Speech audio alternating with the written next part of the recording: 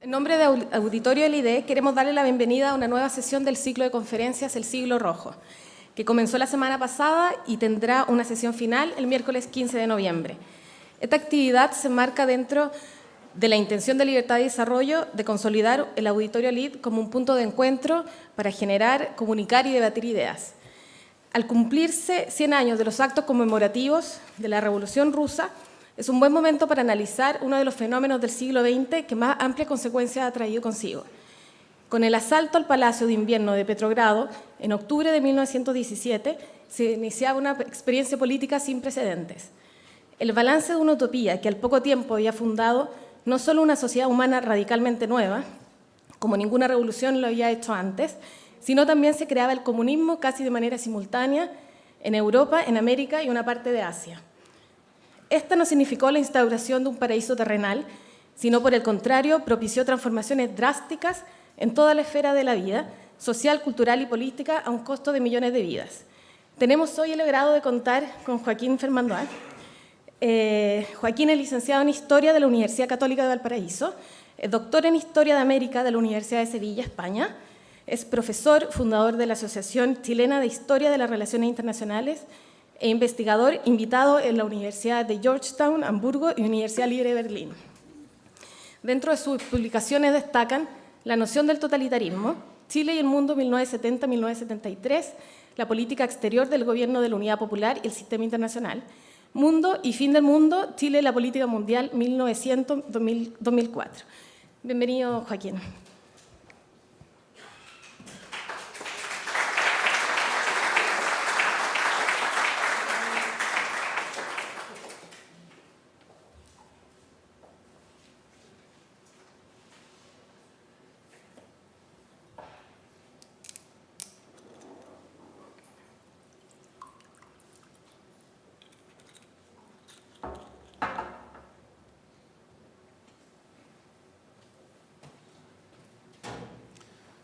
Buenas tardes, mucho gusto estar con ustedes aquí en el Instituto de Libertad y Desarrollo y agradecido por supuesto también por la oportunidad de poder conversar estos temas ya de hace 100 años, pero que de alguna manera siguen presentes en nuestro mundo y que además han acompañado a la historia de nuestros países, especialmente, particularmente de Chile, con proyecciones hasta el presente de una manera más o menos indefinida en el tiempo, no es algo que haya muerto del todo.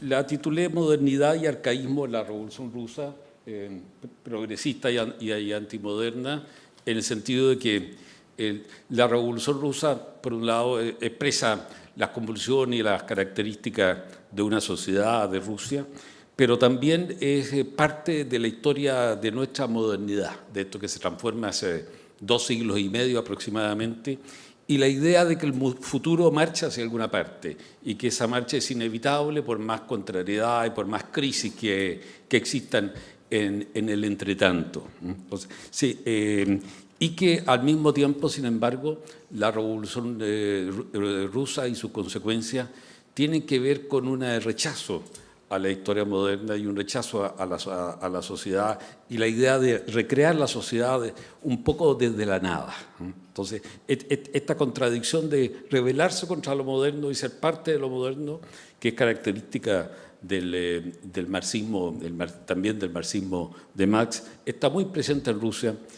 Por eso no nos debe extrañar de que en la Rusia actual haya tanto síntoma de un regreso al pasado, de una vuelta al pasado, en parte como rechazo al comunismo, en parte porque el comunismo significó una especie de congelamiento en la sociedad rusa y en las sociedades de la Unión Soviética, una especie de congelamiento en relación a la historia del siglo XX. En primer lugar, ¿qué es lo que es revolución? El concepto tradicional de revolución implica como una vuelta al comienzo, tiene que ver algo con una concepción del tiempo cíclico.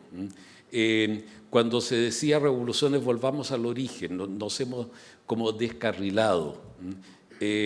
Cuando se habló aquí de independencia en Chile y se habló de revolución en 1810 y en general en nuestros países, es la idea que se había roto, como sabemos, un pacto original y que había que volver a ese pacto.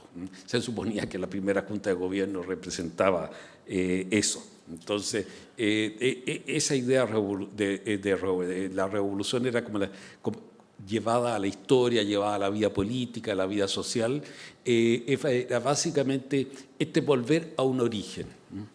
En cambio, la idea de revolución moderna que fue emergiendo desde la Revolución Francesa aproximadamente en adelante, es que se abre el proceso, la revolución abre el proceso a un mundo de un futuro que reorigina, vuelve a nacer ciertamente la vida humana, pero es como una sociedad definitiva y es una sociedad mejor. Es la meta de la historia que hemos vivido, una concepción lineal del tiempo. El tiempo marcha hacia una dirección general y que esa es superior. Y los sacrificios, los problemas que haya se justifican en esa medida.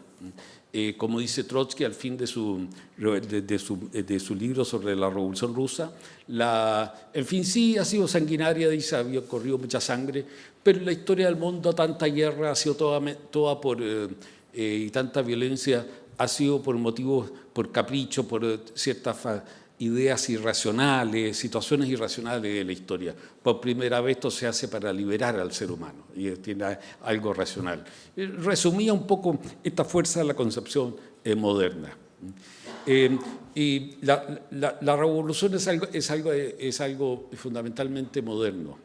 Se le habla también de las revoluciones inglesas del siglo XVII. Sería largo meternos en eso a comparar si son revoluciones o no, donde se origina o donde se afirma el Estado parlamentario moderno. Tienen algo de eso. Indudablemente es un estadio previo a las revoluciones que comienzan con la francesa y al socialismo del siglo XIX, pero es también una afirmación del Estado parlamentario y de una transformación pacífica de la sociedad tradicional. Creo que no entra dentro de este esquema, pero es una discusión siempre entre historiadores, tanto anglosajones como historiadores de las revoluciones contemporáneas, en qué medida esas revoluciones. La gloriosa revolución y antes, a mediados del XVII, la de Cromwell. Esas revoluciones muy claves en la historia inglesa, la primera sanguinaria, la segunda menos. Pero hay un ciclo de la Revolución Francesa hasta revoluciones más recientes. La Revolución Francesa, los intentos revolucionarios del siglo XIX y la revolución la Revolución Rusa, ciertamente la más importante y la de más consecuencia en el siglo XX, y pues la seguidilla de revoluciones son hechas en su nombre o inspiradas en la Revolución Rusa, la Revolución China, ciertamente la más importante, la Revolución Cubana, la vietnamita, están un poco hasta nuestro por América Latina, nuestro sendero luminoso en Perú en la década del 80, comienzo de la década del 90, un extraño movimiento que resume, yo diría, es más arcaico que moderno en la expresión, digamos como una rebelión contra la ciudad, que la revolución original tiene mucho de eso, dejando de lado un aparataje como progresista que tiene. Y la pregunta también que se impone aquí, en qué medida la revolución islámica en Irán está se puede comprender dentro de este ciclo, porque tiene algunas características de las típicas grandes revoluciones tipo francesa, rusa, pero también es el fin, es otro tipo de revolución, es una revolución más religioso-cultural.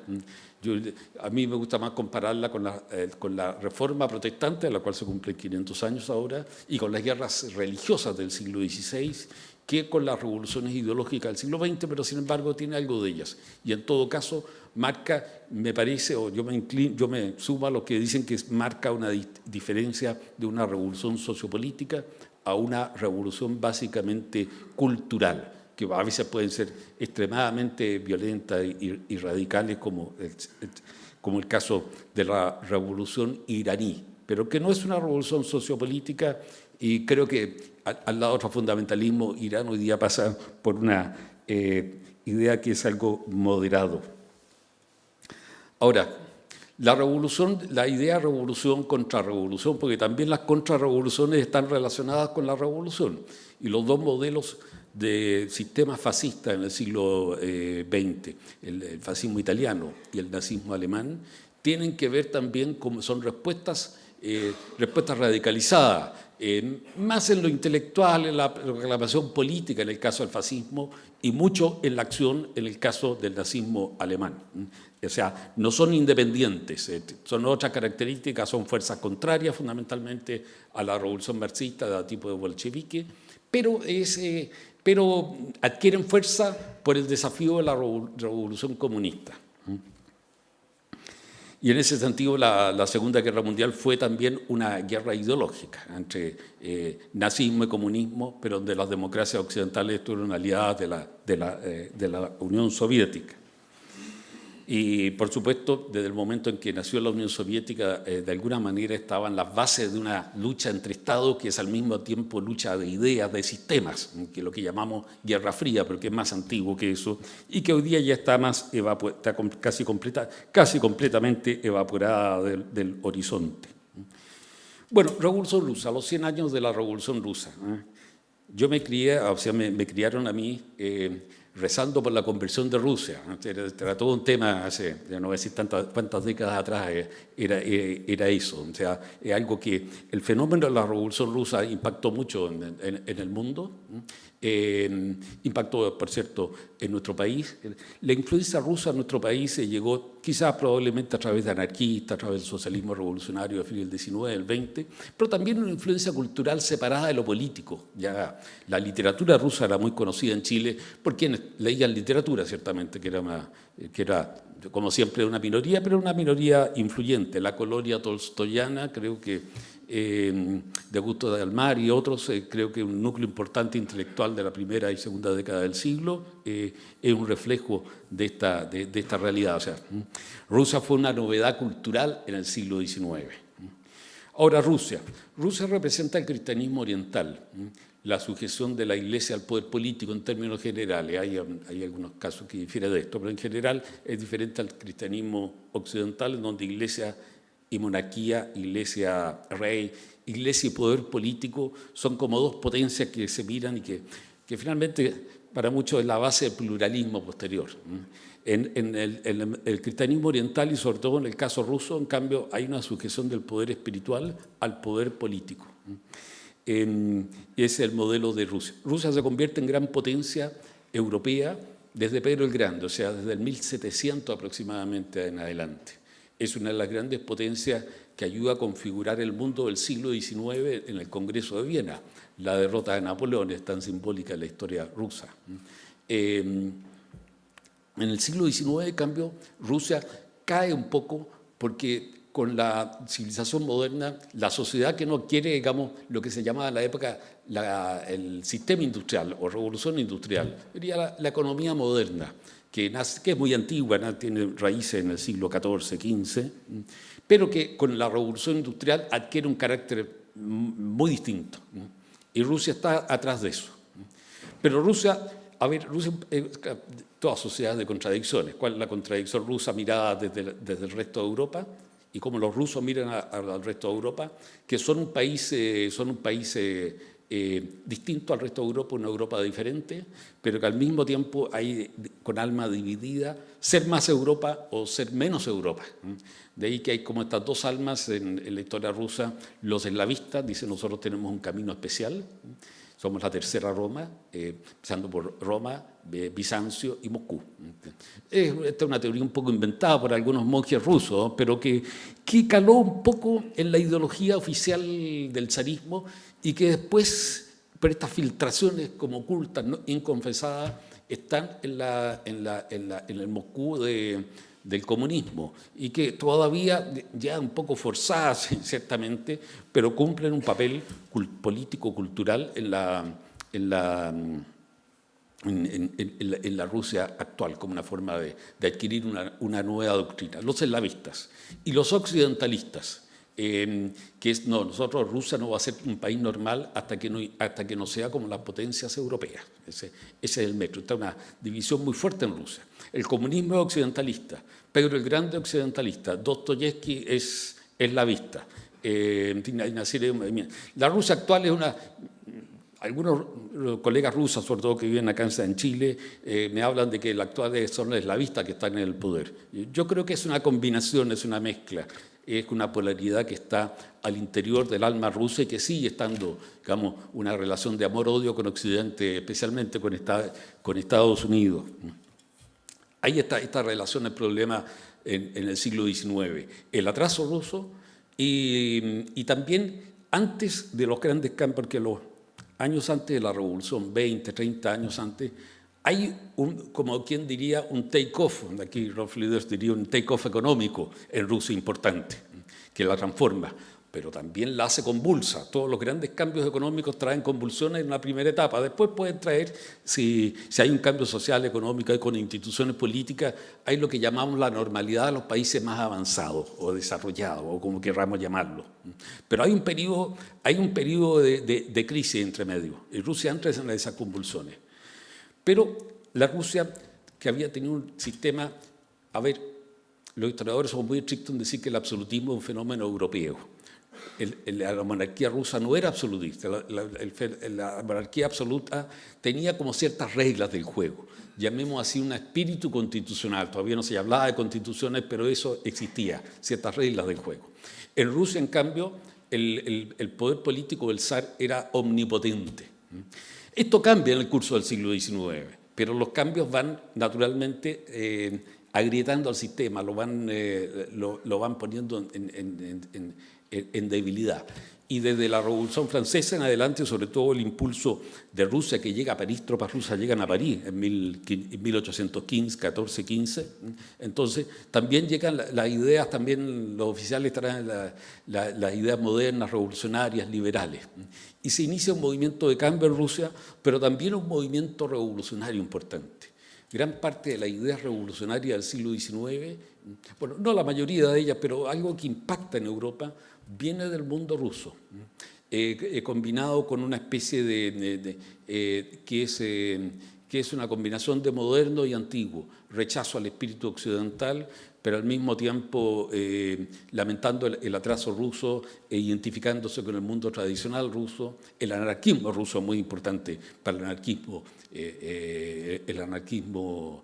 europeo y americano. Y nosotros también tuvimos un anarquismo muy fuerte desde 1890 aproximadamente hasta 1920, 25.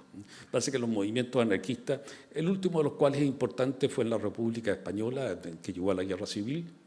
Estos movimientos anarquistas fueron después cooptados, destruidos por la importancia y por la fuerza que adquiere el marxismo revolucionario o el comunismo en la primera mitad del siglo XX y después también en el mundo. Entonces eso lo aplasta. Pero en Rusia el anarquismo fue fuerte y diversas variantes de socialismo, de las cuales el socialismo de orientación marxista fue como un apéndice que nace hacia 1890 o un poco después, el socialismo y que siga el marxismo occidental. Pero el grueso del socialismo revolucionario ruso, revolucionario, a veces más intelectual, a veces cultural, a veces más teórico, a veces más práctico. La práctica anarquista, el terrorismo, el poner bombas, era muy de los rusos. Y revolucionarios rusos repartidos por toda Europa, porque se refugiaban en Europa. Realmente los perseguían, pero no los devolvían a Rusia. Entonces, digamos, el movimiento revolucionario ruso vivía gracias a Europa, era pro-europeo, anti-europeo. Al decir pro-europeo, anti-europeo, lo que representaba, quiero decir, la modernidad en Europa, el desarrollo, los grandes países, una admiración muy grande por lo que es el Estado alemán y la economía alemana y quizás la economía inglesa, pero no necesariamente, digamos, pero odiando o rechazando completamente sus instituciones. El marxismo se da algo similar. Bueno, el marxismo ruso, como una parte del movimiento revolucionario, nace en la década de 1890. Y muy luego va a tener como se va a dividir en dos alas, una ala más evolucionista que dice que Rusia tiene que que cumplir el desarrollo capitalista y que primero la revolución, pues la teoría de Marx, la revolución comienza en los países más avanzados capitalistas, en la economía moderna, que produce una gran mayoría de obreros industriales que finalmente van a tener cada vez menos recursos, y que eso va a provocar una revolución. Y el marxismo ruso quiere aplicar el capitalismo en Rusia, apoyarlo para crear esa masa obrera, pero al mismo tiempo tienen una voluntad revolucionaria. Hay como una cierta contradicción propia de muchos sistemas, de muchos partidos revolucionarios. Y es básicamente el mundo de donde nace Lenin. Lenin crea su propio partido dentro de su propio grupo, eso llamaron los bolcheviques, con una técnica vieja. Yo la miré mucho en mi juventud, en la vida universitaria. Los que tenían más tiempo para estar en la asamblea siempre ganaban. En una reunión en Bruselas, por lo demás, el año 1903, habló como 14 horas él y su gente. Entonces, se aburrieron los retos, se fueron, dijeron, mayoría somos nosotros, porque bolche en ruso, no sé si alguien sabe ruso, yo no sé, pero significa, y esto lo aprendí de muy chico, bolche es mayoría. Y menche, donde son mencheviques, que el sector mayoritario no estaba presente en la sala, pasó a ser la minoría. Y ahí salió el nombre bolchevique, que tendría tanto éxito político en el siglo XX. Todavía el nombre bolchevique, la apelación de bolchevique, es una apelación que es bastante común. Pero claro, esto eran pequeñas fracciones. Lo que saca Chile eran pequeñas fracciones y que insistían en un trabajo político y en una disciplina militar, mientras que los mencheviques, eran partidarios de ir creando base de una lucha sindical, política. Digamos, Lenin es más próximo a una acción directa, revolucionaria, cuando llegara el caso, para apoyar una revolución capitalista y después una revolución socialista. Ahora, esta división entre hombres de acción y más de la espera en el socialismo se estaba dando en toda Europa. En Italia, a la izquierda del socialismo estaba representada por Benito Mussolini antes de la Primera Guerra Mundial, y esta división se configuraba en todas partes. O sea, lo que sin Revolución Rusa hubiera habido algo así como comunismo en el mundo, muchos países del mundo, de todas maneras. Eso era parte de la historia ideológica. Así como estaban naciendo antes de 1914 movimientos nacionalistas que ya tenían como un estilo que adquirían después los llamados movimientos o persuasiones o grupos de tipo fascista. Todo eso estaba instalado en el mundo hace más de 100 años. Así como yo digo, en Chile había comunismo y anticomunismo antes de la Revolución Rusa. Lo digo un poco exageradamente, en el sentido que había movimientos socialistas radicalizados y había también todo un lenguaje y un espíritu anti o contrarrevolucionario de temor a que esto fuera a ser revolucionario. Entonces, creo que la historia ideológica de Chile es muy larga y en este sentido es como, digamos, mejor dibujada, no mejor en sí misma, pero más identificada con las grandes líneas ideológicas del siglo XX que la de otros países latinoamericanos. Entonces, eso es la Revolución Rusa. Pero al mismo tiempo, Rusia es un país convulso, que no sabe, que le está costando desarrollar un sistema autocrático. Creo que el concepto de autocracia se usa para el zarismo en Rusia y no el absolutista. La autocracia, cómo convivir con nuevas fuerzas políticas sociales. Hay una revolución en el año 5, después de una derrota internacional. Esto preludia lo que pasa en la Primera Guerra Mundial, una derrota frente a Japón, todo un hecho político-cultural esta guerra, contra Japón, que se derrotaba a Rusia, y esto desata algo que estaba como latente, un movimiento revolucionario. Son aplastados estos movimientos revolucionarios, pero de esto sale un primer experimento constitucional, pero un constitucionalismo limitado, con un parlamento muy limitado en sus poderes, disuelto constantemente, de acuerdo a la ley, pero muy dominado por el gobierno, pero en una situación convulsa. Y a la vez Rusia con un tremendo progreso. Se hablaba de Siberia o de grandes zonas de Rusia como el nuevo Far West, el concepto que se usaba ya mucho en la época. Y era como una potencia en ascenso, es como lo ha sido China, que, por ejemplo, en algunos países del este asiático en estas últimas décadas. Creo que estos países ya, entre tanto, han pasado a otra etapa, pero Rusia era mirada de esa manera.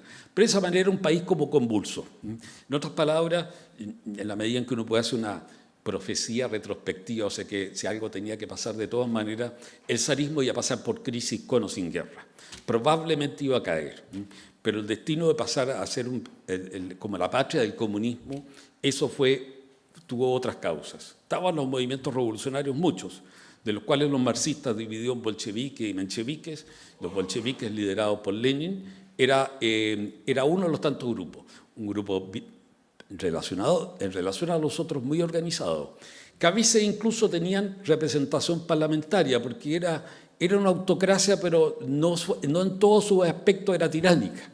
Habían grados variables de libertad, y los bolcheviques a veces tenían diputados en la Duma y recurrían al Estado de Derecho, a instituciones parecidas al habeas corpus, instrumentos jurídicos parecidos a ese, para protestar contra la persecución, la feroz horrenda del zarismo, la censura, etc.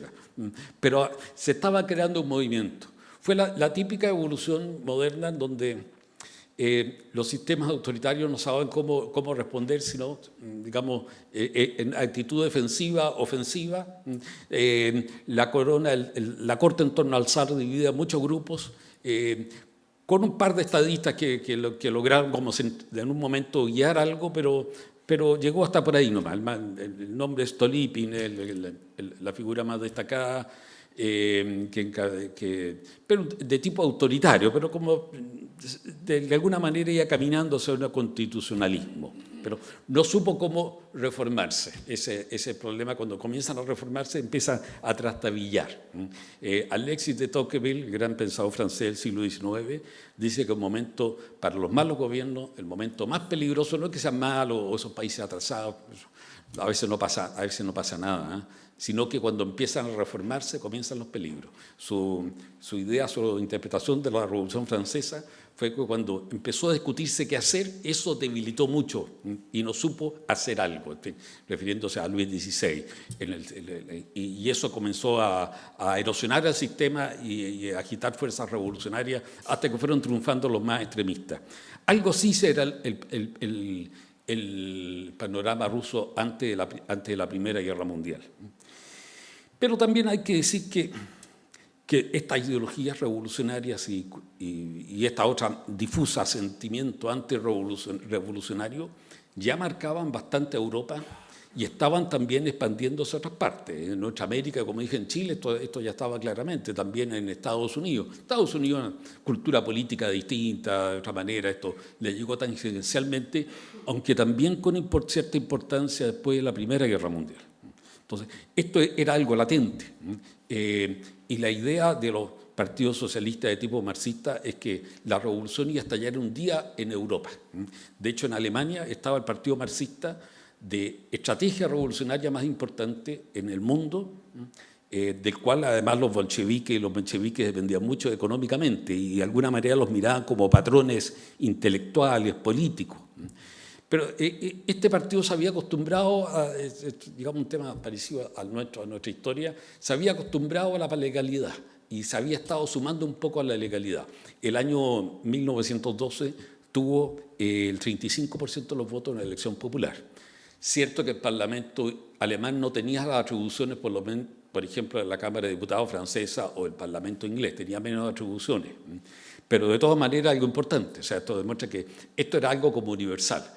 En Rusia hay un movimiento revolucionario porque es parte de un mundo moderno, todo esto está bastante integrado, pero al mismo tiempo en Rusia es como, como decir, más escatológico, más, de alguna manera, de religión secularizada, de una tradición muy fuerte de un país en donde el sentimiento religioso es muy fuerte y el sentimiento antirreligioso también es muy fuerte. Entonces, pero que traduce en un lenguaje secular, político, también ciertos sueños, cierta idea religiosa de transformación del ser humano, de camino hacia una mayor pureza. Y además con instituciones débiles. O sea, Rusia estaba pasando un problema, iba a pasar una convulsión grande.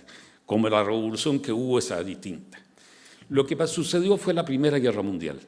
No voy a explicar más un poco la alternancia de la guerra. Hubo fenómenos comunes en Rusia, en otras partes de los países combatientes. El entusiasmo inicial, el gobierno, en cierta manera, fueron los actores principales con Austria-Hungría que precipitaron los hechos. ¿Quién fue el culpable? Todavía se discute. Yo me quedo con las primeras interpretaciones que hubo ya en la guerra. Hubo varios culpables, unos más que otros, Austria-Hungría y Rusia. Y en parte fue porque muchos le decían al zar, cuando el zar dudaba si esto convenía, esto de ir a la guerra, decían, Su Majestad, vea, el pueblo está unido en esto. Por ejemplo, es algo importante. No podemos desengañar al pueblo, está unido con nosotros. Es un país fracturado, esto era importante. Y este mismo discurso se dio en otras partes de Europa. Lo que pasa es que en ninguno había esta posibilidad de fractura y de crisis como en Rusia. Es un elemento, o sea, eso. Pero después hubo el cansancio con la guerra, que pasó en toda Europa. Estados Unidos no alcanzó a entrar porque tuvo relativamente pocas víctimas y fue muy al final. Pero en Europa el cansancio con la guerra fue un fenómeno importante, porque Alemania, se decía que era un sistema autoritario, un despotismo, pero tenía un parlamento, había libertad de prensa, se encarcelaba a veces algún grupo de la izquierda, los socialistas, por hacer propaganda contra la guerra, pero después salían en libertad. Y el año 17 el Reichstag, el parlamento alemán, votó por algo que era como revolucionario, la mayoría votó por una paz sin anexiones y sin compensaciones. Bueno, sería largo explicar qué significa esto. En fin, volvamos nuevamente a cero. Pero esto era como atacar al sistema, o sea, ¿para qué hemos tenido millones de muertos? ¿Para qué? Pero este era el nivel de cansancio con la guerra que había. En Rusia esto se agravó más porque, bueno, más desorganizado el país, muchas derrotas, sin ninguna derrota estratégica. Hubo un retroceso general de los rusos en la guerra, pero no mucho, porque, claro, Austria-Hungría era más débil que Rusia y Alemania tenía tropas.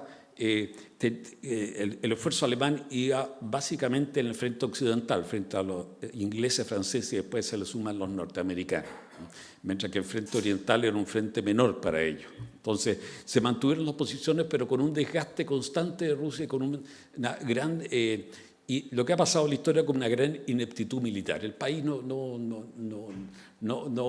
estaba para la guerra y esto empezó a minar internamente al zarismo. Y hasta el final un sistema lleno de intriga.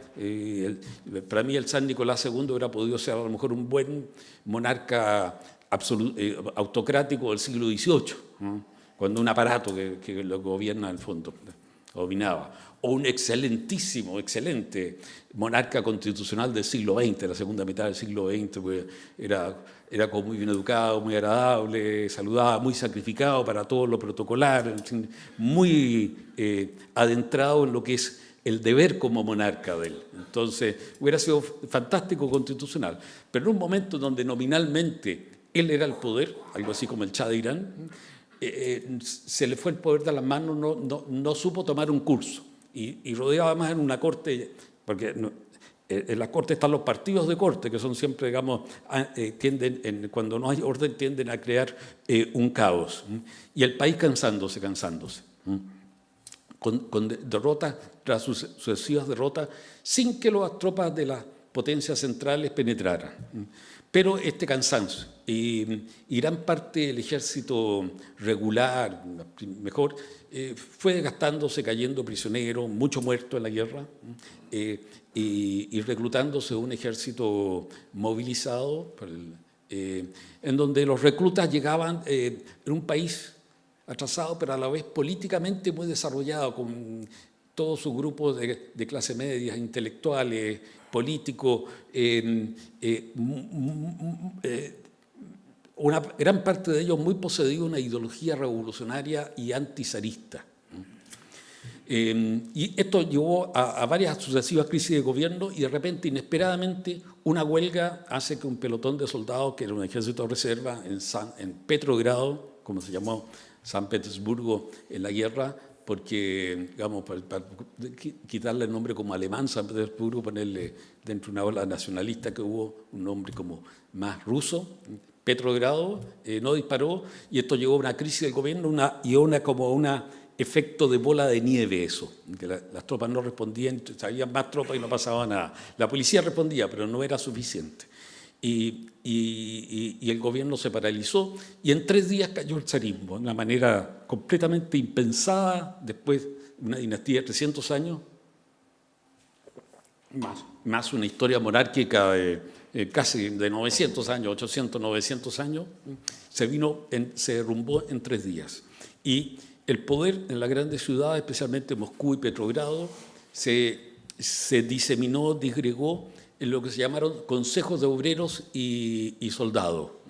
El resultado, en fin, corto, el resultado fue que el ejército empezó a disolverse, a irse del frente. Se produjo una especie de reforma agraria, uno lo puede llamar así un poco entre comillas, espontánea, en donde soldados, básicamente un país de gran porcentaje, 75% campesinos, volvían a sus tierras a quedarse con un pedazo de tierra. Eso se produjo de una manera muy masiva. Ya habían habido reformas agrarias, ya había habido algún cambio, pero esto fue como algo desordenado y una disgregación en torno al cuerpo ruso de un país bastante multiétnico y multinacional, como sabemos, de movimiento nacionalista, independencia de los países bálticos, de Polonia, el avance alemán. Y los alemanes entonces que ven esta derrota esta derrota rusa, esta disgregación del ejército como algo favorable, empiezan, lo increíble, el gobierno imperial alemán es el que ayuda a financiar a los bolcheviques, a otros grupos revolucionarios, porque los ve favorables. No porque fueran tampoco peones, títeres de Berlín, sino porque, en fin, fue una alianza de conveniencia. Esto fue un factor muy importante en el triunfo de los bolcheviques. Y ahora, el zarismo cae un poco mucho por el descontento, pero también por un sentimiento nacional y nacionalista. Esta guerra la estamos perdiendo por culpa del sistema. Entonces, también para los que continúan, los que quedan en el gobierno, este gobierno republicano, apartarse de la guerra, que era lo que realmente Rusia ya no podía hacer, era imposible. Y seguir la guerra, trataban de seguirla, pero era derrota tras derrota. Y el descontento aumentaba. Entonces ahí fue cuando los bolcheviques pasan a una nueva acción y proponen una revolución radical, socialista, y la toma de poder inmediato. Y hay varios intentos, en fin, pero lo clave es, al terminar con la disciplina del ejército, se termina gran parte del ejército. Y esto llega al frente y el frente es derrotado y avanzan los alemanes. Hasta los alemanes están preocupados, pues también están cansados y la propaganda bolchevique, revolucionario, de una infinidad de grupos, empieza a ser mella también en los soldados alemanes. Empieza una lucha de poder. Hasta que se producen los bolcheviques, que son el único grupo armado y organizado, centralizado, una pequeña minoría, pero en esos momentos de caos son minorías eficaces. Y esa minoría toma el poder 25 de octubre del 17 del antiguo calendario, hoy día es la noche del 7 al 8 de noviembre.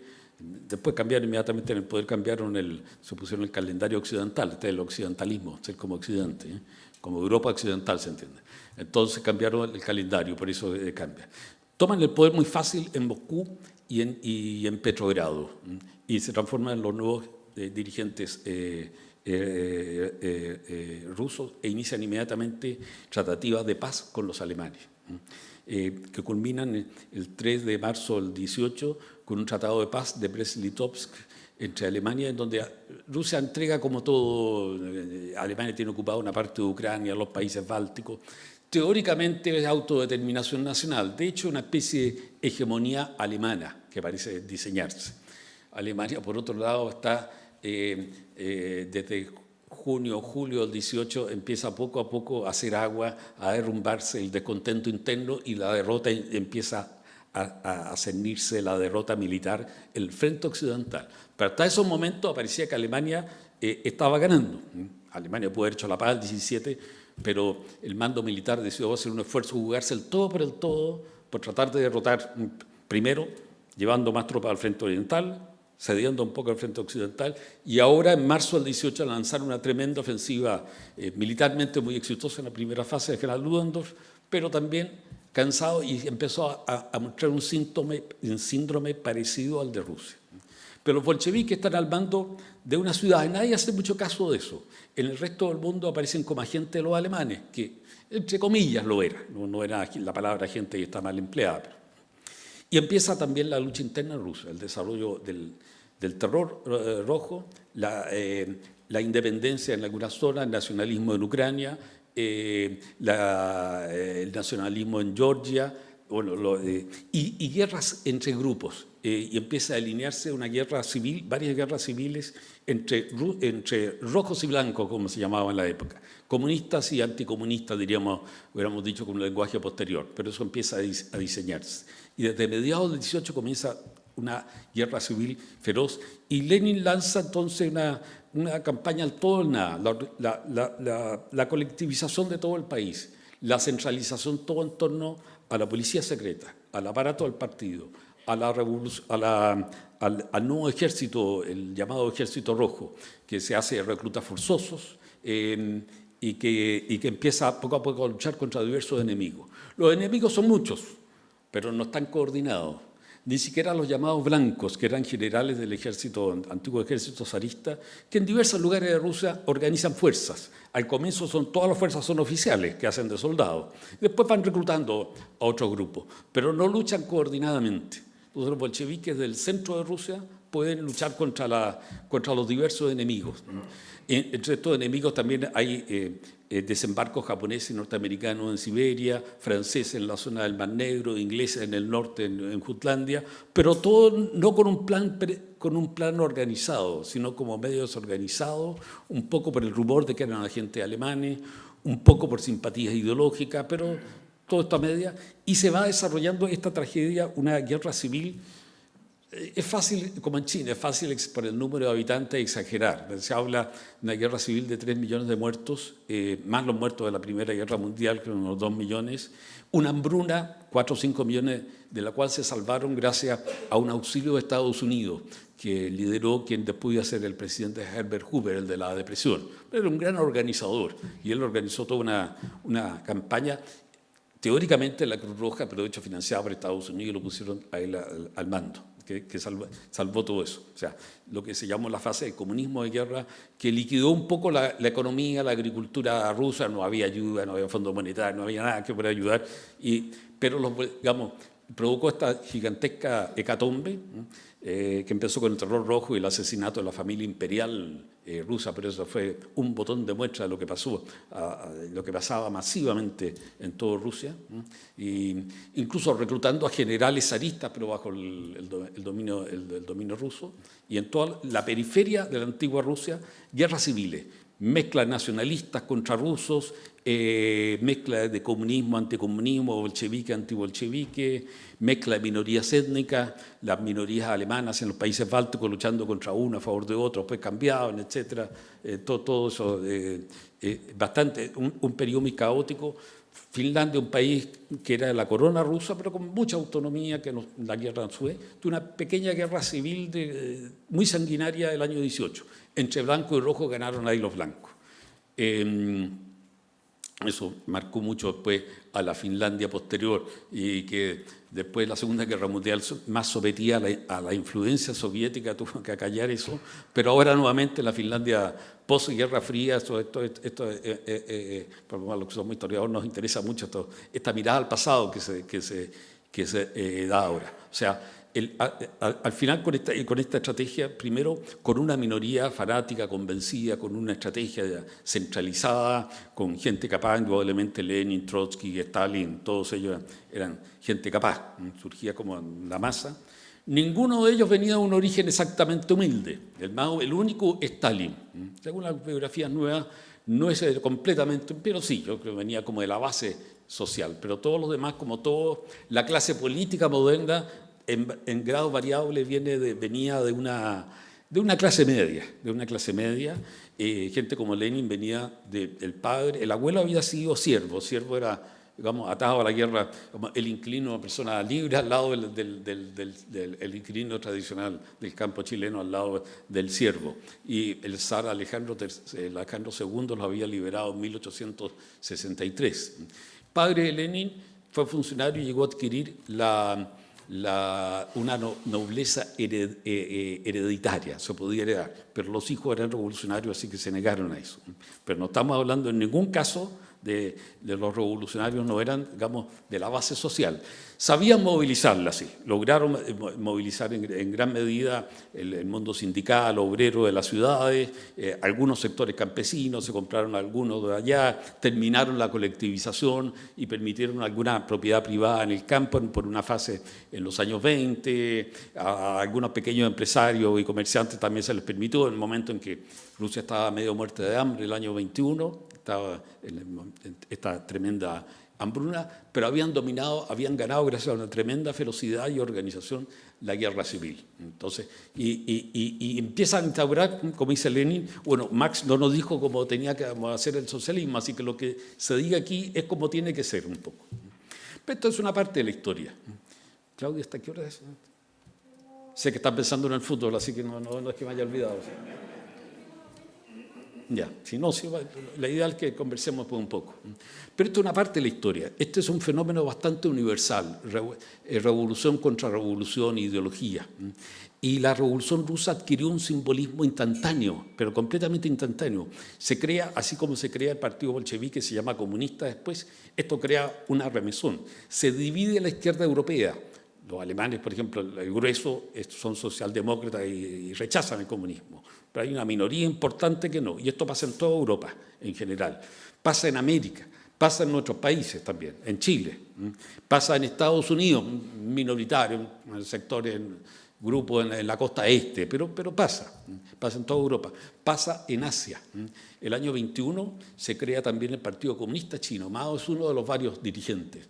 No tiene más de 900 o quizás 1.000 miembros, un país de 450 millones de habitantes en ese entonces. Pero eso, digamos, a los pocos años, dominan a millones de habitantes en una zona central de China. Y luego van a ser uno de los polos de una tremenda guerra civil y dominarán a China a partir del año 49, un acontecimiento bien central.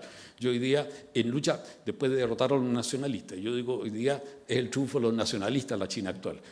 ¿Qué mezcla de nacionalismo y comunismo?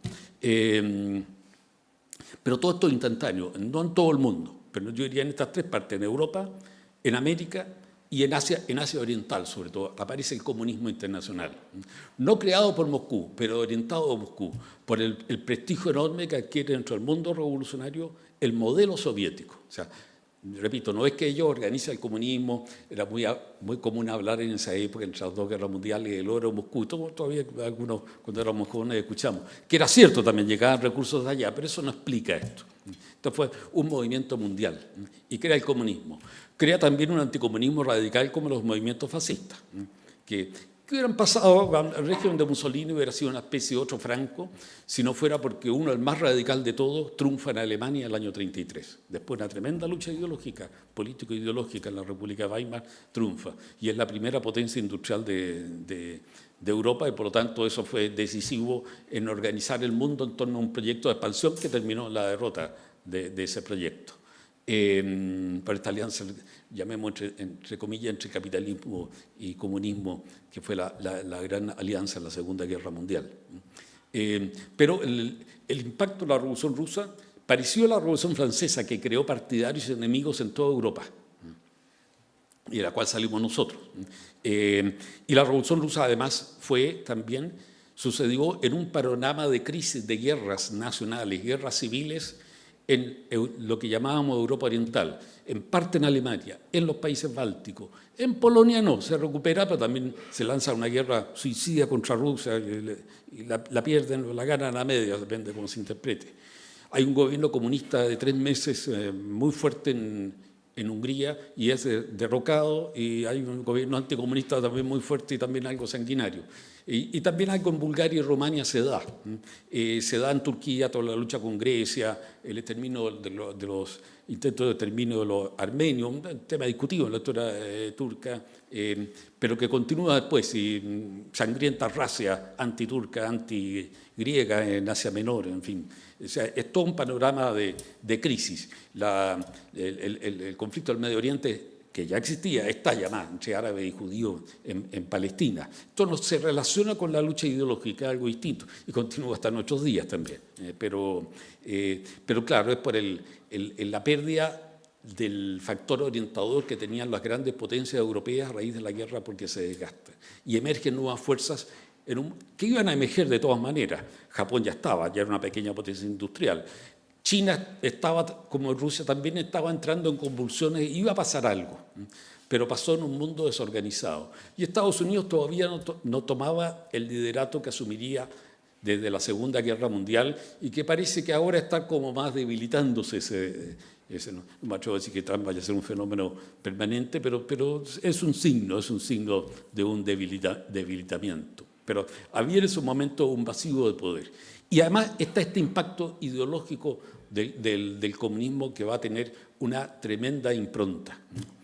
Y el comunismo es capaz en Rusia de reorganizar el país a un tremendo precio humano y darle al país, a través de los planes quinquenales de Stalin desde fines de los 20 hasta la Segunda Guerra Mundial y después en la posguerra, darle primero como, no sin crítica dentro de la izquierda, pero ser como líder de la izquierda revolucionaria en el mundo. Eso es lo que se llamó el comunismo, muy fuerte. Darle un aparato militar importante y un aparato industrial que podía mantener eso. En la Segunda Guerra Mundial pudo haber ganado Alemania nazi, pero perdió Alemania nazi, ganó la Unión Soviética por esta alianza con Estados Unidos, porque es fácil hoy día sumar el producto económico de la Unión Soviética, Inglaterra, Estados Unidos, y el del eje, no cabe duda quién ganaba, habiendo una voluntad de lucha. Pero eso no se traduce automáticamente en la guerra, no vamos a hacer una historia de la Segunda Guerra Mundial, pero en todo esto funciona un poco el azar. Y después la expansión del modelo comunista por la fuerza de las armas, Europa Oriental, a veces apoyando revoluciones, el caso de la ex Yugoslavia, o de China, porque la derrota de Chiang, el triunfo de Mao en la guerra civil, el año 49, fue como un subproducto de la Segunda Guerra Mundial. Si volvemos al año 40, al año 37, mejor dicho, cuando estalla la guerra entre Japón y China, hay guerra civil además entre nacionalistas y comunistas en China. Pero el que lleva las de ganar era Chiang Kai-shek. Y después se desgasta por la guerra en algo similar a lo que había pasado al zarismo en la Primera Guerra Mundial. Entonces el triunfo de la Revolución Rusa creó una polaridad importante y muy grande en el mundo, en países con gran voluntad de poder. Es cierto que con el tiempo también estas revoluciones siempre se dice se aburguesan. Yo diría que se transforman en establishment y viene como un cuidado más conservador. Y de esta manera la Unión Soviética, por ejemplo, en la década del 70, tuvo un tremendo prestigio como Estado, pero ya había perdido su atractivo ideológico. Había pasado la Revolución China, porque se autoaisló, la Revolución Vietnamita, otra revolución radical, que también hoy día el triunfo de los que fueron derrotados en la guerra en Indochina, los nacionalistas, están como en el poder ahora, porque los mismos comunistas se transformaron en nacionalistas. El programa de Vietnam ahora, de Hanoi, el mismo que tenía Ngo Dinh Diem, no sé si alguno recuerda a Ngo Dinh Diem, que fue muerto en una rebelión el año 63, en noviembre del 63. Y lo mismo pasó entre Chiang y Mao. Pero claro, logra crear un polo en el mundo, y un polo además provisto de armas nucleares y en algún momento dado una de las dos grandes superpotencias. O sea, este tipo de modelos, no sé si el comunismo como idea, eso yo creo que son ideas que nacen y mueren, pero sí como potencias que crean un colectivismo, podrían haber triunfado si no fuera porque, digamos, eso no tocó, a pesar de la crisis alemana,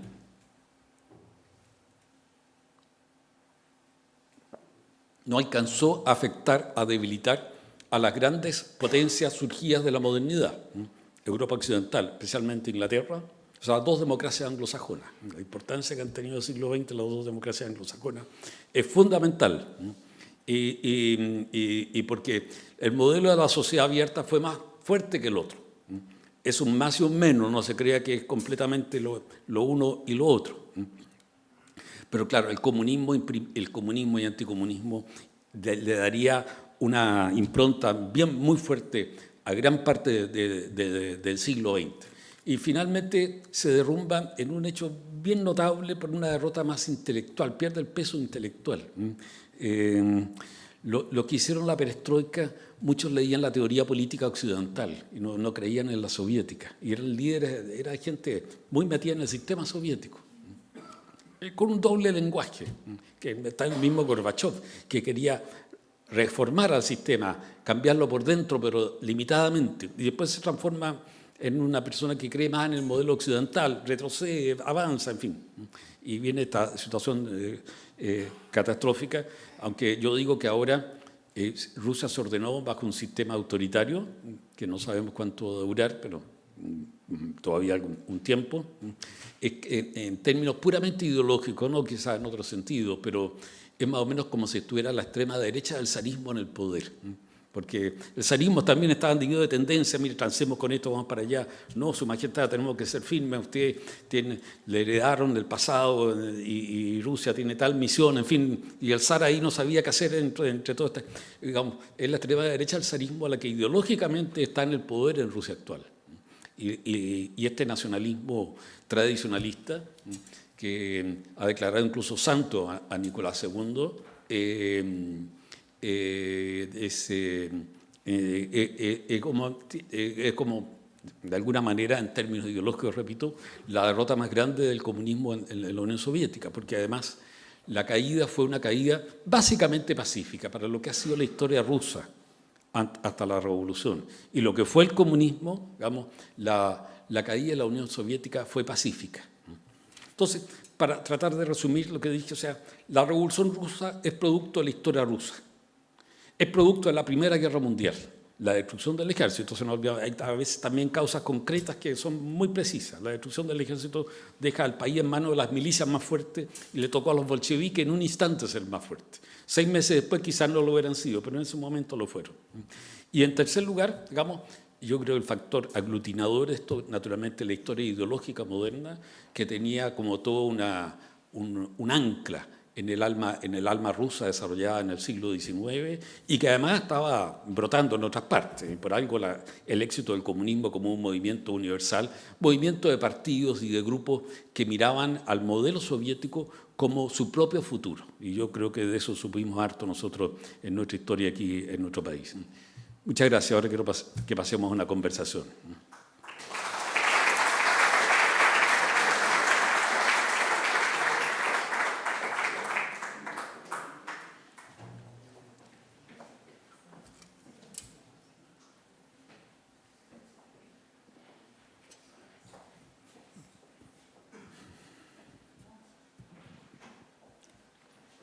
Muchas gracias. En mi condición de profesor de iconografía bizantina, estoy muy vinculado a la cultura rusa y soy testigo de esta aspiración de recuperar la tradición prerevolucionaria en Rusia en estos días. A mi entender, han habido dos potencias euroasiáticas, el antiguo Imperio Otomano, actual Turquía, y la Federación Rusa. Quisiera preguntarle, en su condición de historiador y por lo mismo viendo una proyección a futuro, ¿qué piensa usted respecto a la proyección que tendría la Federación Rusa en el contexto de la crisis que, a mi entender, está viviendo Europa con esta secularización cultural, este desprendimiento de las raíces cristianas fundacionales de Europa occidental? ¿Cómo ve usted Rusia como factor de inspiración para Europa en estos días en que también hay una emigración descontrolada de refugiados de diferentes áreas de la zona, y particularmente frente a lo que es este terrorismo, me atrevería a decir, islámico, que está asolando Europa? Ahora, Rusia, yo creo que en la actualidad tiene un modelo nacionalista que representa algo para los rusos, para una parte de los rusos, importante. para el resto no representa mucho. Encuentro patético a veces cuando sectores políticos en otros países, particularmente en el nuestro, muestran a Putin, porque es crítico o es un problema para Estados Unidos, ¿no? Pero es la extrema derecha del zarismo. Creo que no hay un mensaje universal en la actual Rusia. Algo a los países cristianos ortodoxos, hay como una relación que ha sido muy discutida para muchos rusos también, porque dicen los comprometió con un país que era muy extremista por su historia, que es Serbia. Y eso fue un factor importante en la Primera Guerra Mundial. Ahora, otra cosa es que Europa es la patria de la democracia, pero la democracia es un sistema fuerte y débil a la vez. Es propenso a las crisis le son connaturales. Creo que supera mejor la crisis que los sistemas autocráticos, pero son crisis más visibles. Y en este momento digamos, de pérdida de un poco de sentido de lo político, de sentido general, de ideas, de metas, ¿no? En la política actual de estas últimas décadas, o estos últimos 50, 80 años, en fin, después de la Segunda Guerra Mundial se ha acentuado eso cada día más. Entonces, puede que modelos más nacionalistas como el ruso adquieran, no porque se propaguen a sí mismos, sino porque tiendan a caer los países en esa situación. De ahí la simpatía a las extremas derechas, o los grupos, no son siempre extremas derechas, pero son grupos nacionalistas en Europa por el sistema Putin, y como Putin a su vez trata de jugar con eso. Creo que se ha exagerado un poco el poder de Rusia, porque el sistema ruso es fuerte, pero también tiene grandes debilidades. O sea, creo que Rusia no tiene un mensaje en ese sentido. Sí, claro que si alguien cree todavía en el marxismo-leninismo, una muestra de lo que puede pasar. No solamente la historia soviética, sino que en fin, que al final casi no quedan marxistas-leninistas en la Unión Soviética, quedan estalinistas, sí. Stalin en la encuesta aparece como después de Pedro el Grande, como que pelea puñetazo en primer lugar con Pedro el Grande, el ruso más admirado en la historia, dentro de las paradojas que hay en esta situación, pero por motivos nacionalistas, no por motivos básicamente ideológicos. Rusia es una potencia nuclear importante, y así que yo poniendo acento en sus fuerzas armadas, no de la manera tan desproporcionada al sistema soviético, pero de todas maneras es proporcionada para lo que es Rusia. Rusia actualmente es como el 2% de la economía del mundo. Estados Unidos sigue siendo como el 23%, si no me equivoco. Rolf me corregirá. Y eso ha sido estable en todo el siglo XX, hasta hoy día subiendo y bajando, según el momento, pero más o menos. China es el 12%, Rolf, por ahí, 12%, algo así. O sea, y China empezó de mucho más abajo. Entonces, Rusia en el fondo es un país débil. Yo creo que el futuro de Rusia tiene que ver un poco con el futuro de la democracia occidental, si va a mantener vigor en Europa occidental, donde nació, en Estados Unidos, donde también de alguna manera nació, es posible que Rusia tenga una convergencia con Europa. Porque de todas maneras el sistema Putin es el sistema, nos parecerá increíble, el más libre que ha habido. Igual lo mismo digo con otros acentos en otra historia, la historia de China, porque yo digo, un chino hoy día está más libre políticamente o más seguro políticamente que a lo largo de todo el siglo XX, para no hablar de la historia del pasado, pero tendría que decir que la dinastía Han, cómo estuvo, bueno, claro, son comparaciones que un poco desmarcadas, pero comparada al siglo XX, China políticamente está menos inseguro hoy día cada chino, y materialmente está más seguro que, no solamente que toda su historia, sino que todo el siglo XX. Entonces, hay como una base de convergencia. Y por algo estos sistemas autoritarios, claro, están en el dilema de que si se abren mucho pueden caer. Si se cierran, siguen dependiendo finalmente de la censura y de la policía secreta. Entonces, hay como una debilidad intrínseca.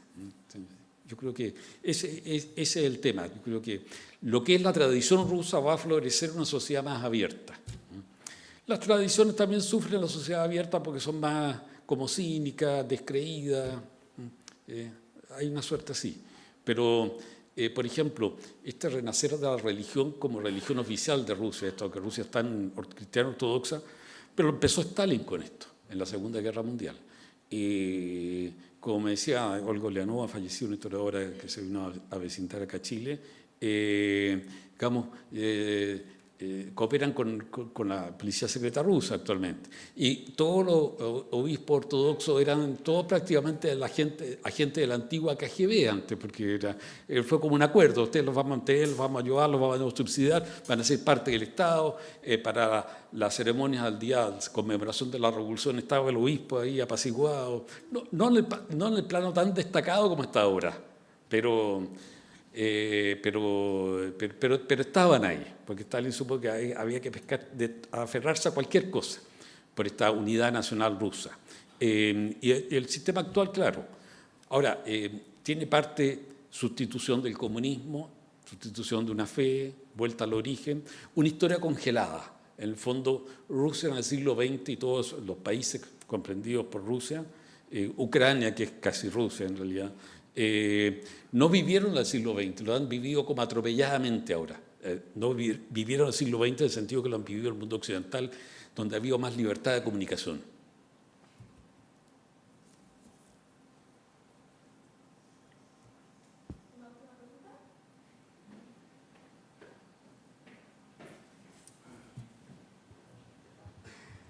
Profesor, en toda la parte introductoria usted se refirió a los orígenes, cómo se fue gestando la Revolución Rusa, ¿no es cierto? Me gustaría saber, porque la historia siempre es para entender el presente y saber lo que viene a futuro, son ciclos que se van repitiendo. Si esa gestación de la Revolución Rusa, que todos conocemos, se debió a un movimiento más bien de índole social o ideológico, o la fuerza de algún liderazgo potente, como fue en el caso de la Revolución Rusa, que condujo, digamos, y canalizó todas estas inquietudes para terminar en lo que fue la Revolución Rusa y el término del zarismo. Entonces, y eso hoy en día se ve como que subyace todavía en la historia moderna. En los países occidentales, como en el caso nuestro, siempre se sacan del lado de la izquierda, obviamente, estos modelos, estas cosas así, de manera de que me gustaría saber su opinión al respecto. Ya, a ver, las revoluciones no triunfan porque los pobres se levantan, ese es un cuento, no así no se puede probar en ningún caso.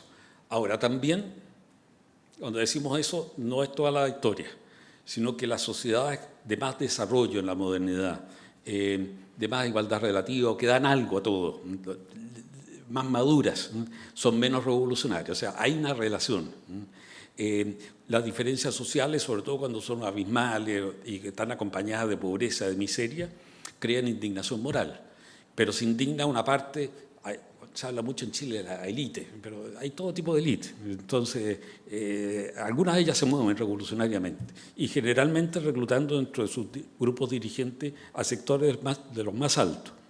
Y las revoluciones empiezan por algo que nos heredó la Revolución Francesa, el nombre, la rebelión de los notables, que es la primera fase, y realmente de sectores más o menos altos. Entonces, eso es el primer lugar. Las revoluciones comienzan más que nada por una crisis política del sistema, pero en la cual, claro, la indignación moral y el tema de sectores excluidos, sobre todo cuando se ve que hay cambio. Durante siglos, riqueza y pobreza convivían. La República Romana, siempre había algo, tensiones. La República Romana, ya vimos algo de eso, de la estructura revolucionaria moderna, pero muy en germen, siempre. Pero es que la historia moderna, digamos, el desarrollo de la economía, una economía dinámica desde el 1500 en adelante, en la revolución industrial, demostró la capacidad de transformación que podemos lograr. Pero que eso no es automático ni fácil. Ni alcanza rápidamente para todo el mundo, pero en general todos mejoran, pero no pasa en todos los países. Entonces, esto es una fuente, y las revoluciones tienden a pasar en países como intermedios. China es un país pobre, anticuado, pero anticuado en el sentido de una sociedad muy antigua, pero también con sectores modernos en 1912, cuando cae la República. Cuba no era lo más pobre, sabemos, de América Latina, y así en todas partes podemos llegar. Entonces, el factor socioeconómico indirectamente es un factor revolucionario, y sobre todo cuando se ha desarrollado una conciencia política.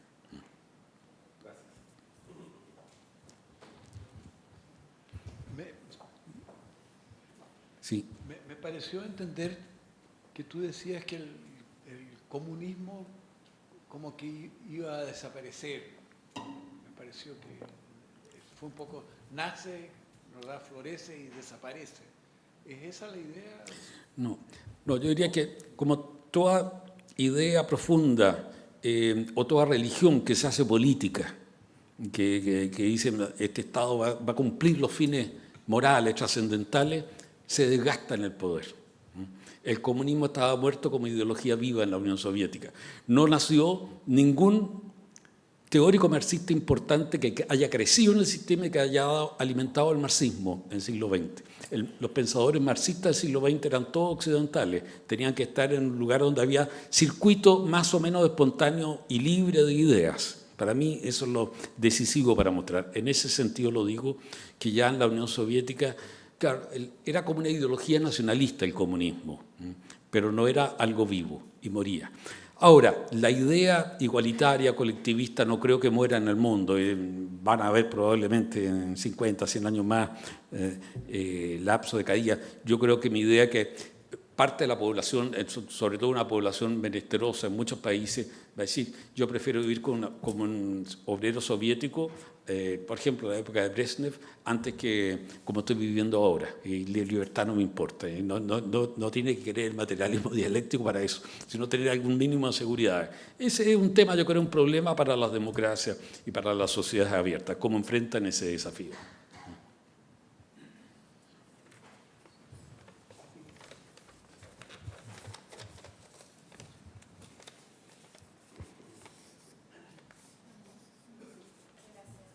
Gracias.